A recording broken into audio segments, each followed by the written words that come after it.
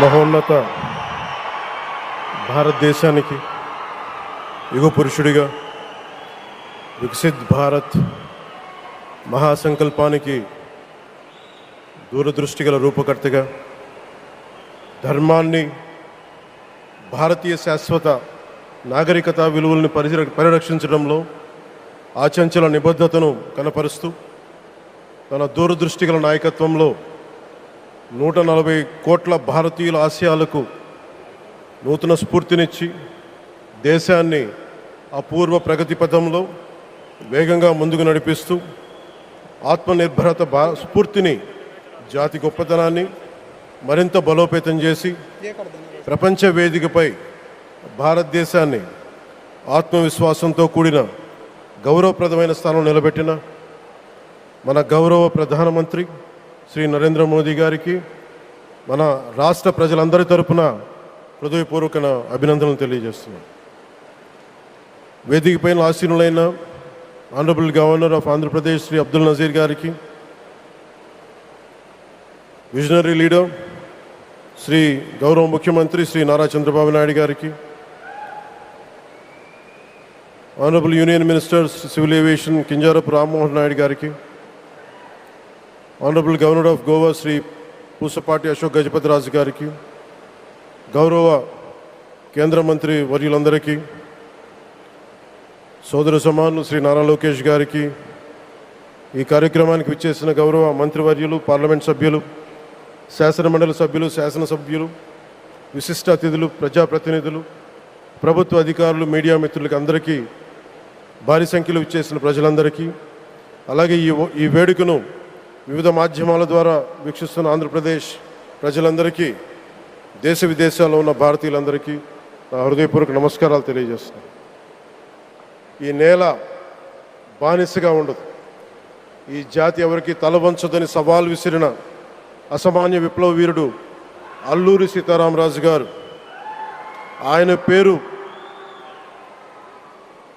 మన ఎయిర్పోర్ట్కి పెట్టడం చాలా చాలా స్ఫూర్తిదాయకం. As we dedicate this airport to the people, one thought comes to my mind: Alluri స్ఫూర్తి రెక్కలపై ప్రపంచాన్ని చేరే Andhra Pradesh. Rooted in Alluri's ideals and driven by the aspirations of our people, Andhra Pradesh is ready to soar to greater heights. ఈరోజు మన గౌరవ ప్రధానమంత్రి శ్రీ నరేంద్ర మోదీ గారి చేతుల మీదుగా అల్లూరి సీతారామరాజు అంతర్జాతీయ విమానాశ్రయానికి, జాతికి దీనిని అంకితం చేయటం ఆంధ్రప్రదేశ్ అభివృద్ధి ప్రస్థానంలో ఒక నూతన అధ్యాయానికి నాంది పలుకుతుంది. మోదీ గారి నాయకత్వంలో ఈరోజు 17,435 కోట్ల విలువైన అభివృద్ధి కార్యక్రమాలు ప్రజలకి అంకితం కావడం, అలాగే national highway projects, energy infrastructure ప్రాజెక్టులో ప్రారంభోత్సవాలు, శంకుస్థాపనలు జరగడం మన రాష్ట్ర అభివృద్ధిలో చాలా కీలకమైన ఘట్టం. ఈ ప్రాజెక్ట్స్ కనెక్టివిటీని బలోపేతం చేయడం కాదు, ఎనర్జీ సెక్యూరిటీని పెంచి ఇండస్ట్రియల్ గ్రోత్స్కి మరింత వేగాన్ని అందించి, యువతకి ఉపాధి అవకాశాలు మెరుగుపరిచి ఆంధ్రప్రదేశ్ని మరింత వేగంగా అభివృద్ధి పదంలో ముందుకు నడిపిస్తాయి. ఒక దేశం కేవలం ప్రకటనలతో అభివృద్ధి చెందదు, ప్రజల కలల సాకారం అయ్యే మౌలిక సదుపాయాలతో అభివృద్ధి చెందుతుంది.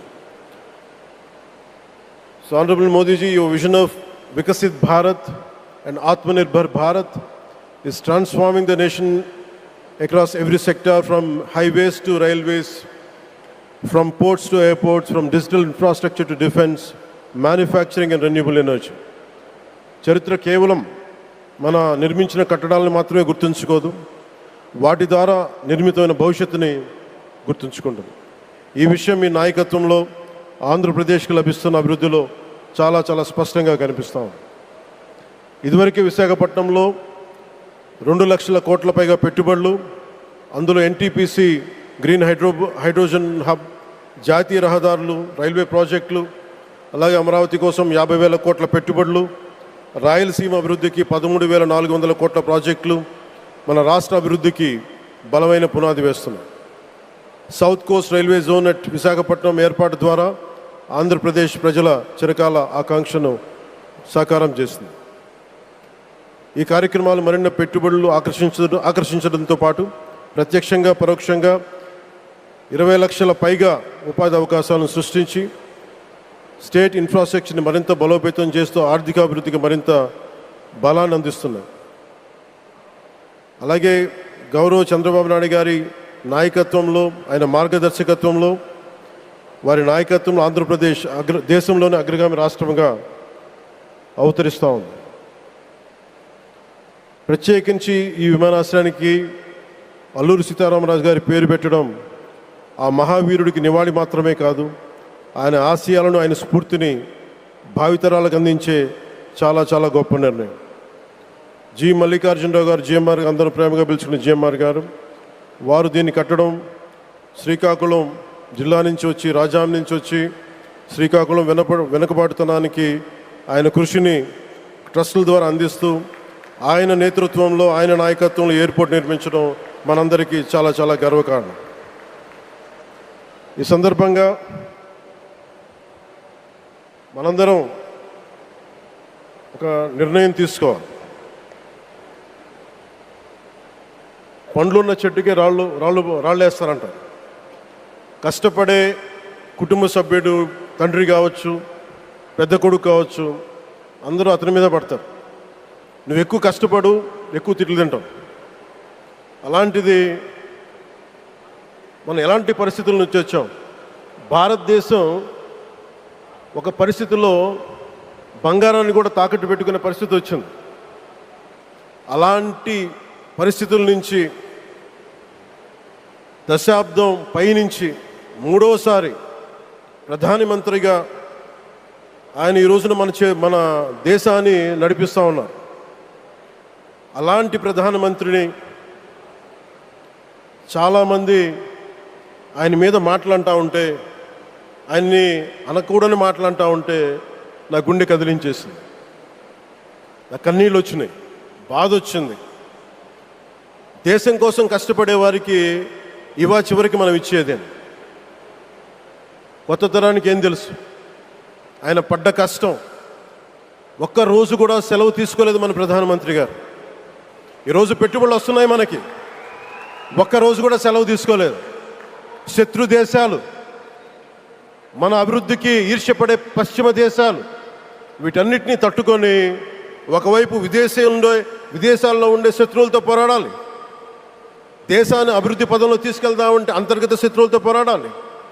అలాంటి వ్యక్తికి మనం ఇవ్వగలిగేది కేవలం మేమున్నాం మీ వెంట, మీ మీద మాట పడితే అది మా మీద పడ్డట్టే, అదే మన వారికి ఇవ్వాల్సింది.